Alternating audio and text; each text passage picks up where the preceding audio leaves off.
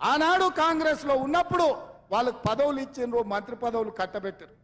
పార్టీని మోసం చేసిన వాళ్ళు కూడా ఇవాళ మళ్ళీ గెలిపించమని అడుగుతారు. అందుకే మిత్రులారా, ఇవాళ కొడంగల్ శాసనసభ నియోజకవర్గ ప్రజలకు ఒక్క మాట నేను ఇవ్వదలుచుకున్నా. ఈ రోజు నారాయణపేట కొడంగల్ ఎత్తిపోతల పథకం కావచ్చు, మెడికల్ కాలేజ్ కావచ్చు, పారామెడికల్ కాలేజ్ కావచ్చు, నర్సింగ్ కాలేజ్ కావచ్చు, ఇంజనీరింగ్ కాలేజ్ కావచ్చు, మహిళా డిగ్రీ కాలేజ్ కావచ్చు, దౌలతాబాద్ బొమ్మరాజ్పేటలో జూనియర్ కాలేజీలు కావచ్చు, అదే విధంగా కొడంగల్లో వెంకటేశ్వర స్వామి మందిరం అభివృద్ధి కోసం 16.5 కోట్ల రూపాయలు మంజూరు చేయించడం. కోస్గిలో వేణుగోపాల స్వామికి 2 కోట్ల రూపాయలు మంజూరు చేయించడం. మద్దూరులో రెసిడెన్షియల్ కాలేజ్ మద్దూరు అభివృద్ధి కోసం ఇవాళ నిధులు మంజూరు చేయించడం. దౌలతాబాద్ లో బీసీ రెసిడెన్షియల్ కాలేజ్ కి మంజూరు చేయించడం, జూనియర్ కాలేజ్ మంజూరు చేయించడం.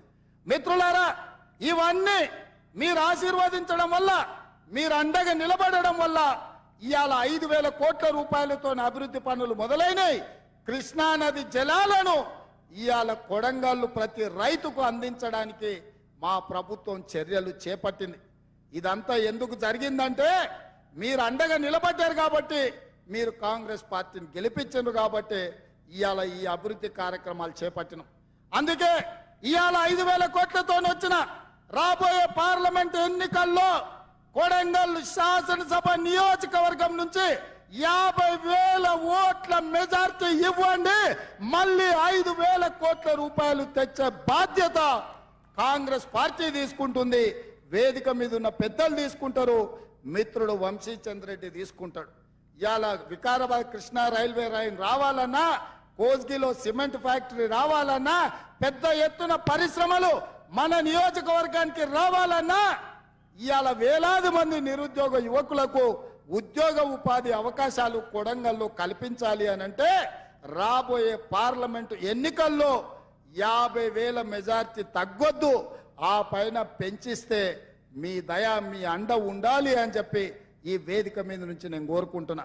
ఎందుకు గెలిచిన తర్వాత ముఖ్యమంత్రి అయినాక 60 రోజుల తర్వాత ఎందుకు వచ్చినా అంటే వేలాది కోట్ల రూపాయలు తీసుకొని వచ్చి మీ మధ్యలో ఈ సంతోషాన్ని పంచుకోవాలని, మీ సోదరుడుగా, మీ అన్నగా, మీ బిడ్డగా ఈ రాష్ట్రంలో ఎన్నో బాధ్యతలు నెరవేరుతూ తండాలలో, గూడాలలో, మారుమూల పల్లెల్లో ప్రతి పేదవాడి తలుపు తడుతూ, ప్రతి పేదవాడి గుండె చేరుతూ ఇవాళ కాంగ్రెస్ పార్టీని నడిపించాల్సిన బాధ్యత పిసిసి అధ్యక్షుడిగా, రాష్ట్ర ముఖ్యమంత్రిగా ఒక బరువైన బాధ్యత ఉన్నది.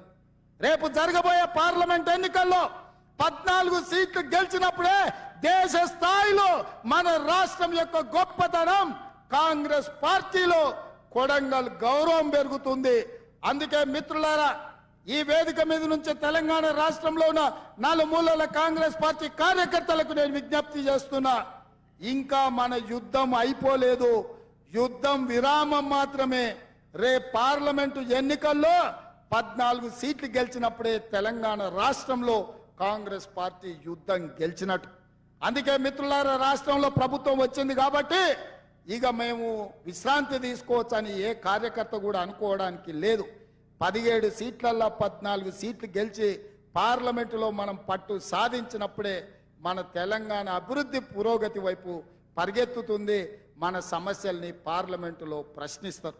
అందుకే మిత్రులారా, ఇవాళ మన తెలంగాణ ప్రజల తరఫున నిలబడాలి, కొట్లాడాలి అంటే బీఆర్ఎస్ బీజేపీ కుట్రల్ని తిప్పి కొట్టాలి. రూపాలు మారుతాయి, పార్టీల పేర్లు మారుతాయి, ఎజెండాలు మారుతాయి, జెండాలు మారుతాయి. ఒకడు పొత్తు ఉంటుంది అంటాడు, ఒకడు పొత్తు లేదంటాడు, ఒకడు చెప్పుతో కొడతా అంటాడు, ఒకడు చేత్తో కొడతా అంటాడు. ఇవన్నీ ఎందుకు డ్రామాలు ఆడుతుండే? కాంగ్రెస్ పార్టీని దెబ్బతీయాలని. ఎన్నికల ముందు చూడలేదా? వాళ్ళిద్దరు కుట్రలు చేసి ఓట్లు చీల్చి బీఆర్ఎస్ గెలిచినా పర్వాలేదు, బీజేపీ ఓడినా పర్వాలేదని ప్రజలు ఆ రోజు ఈ పార్టీలు ప్రయత్నం చేస్తే ప్రజలు అప్రమత్తంగా ఉండి కాంగ్రెస్ పార్టీని గెలిపించింది కాబట్టి ఇవాళ ఇందిరమ్మ రాజ్యం వచ్చింది.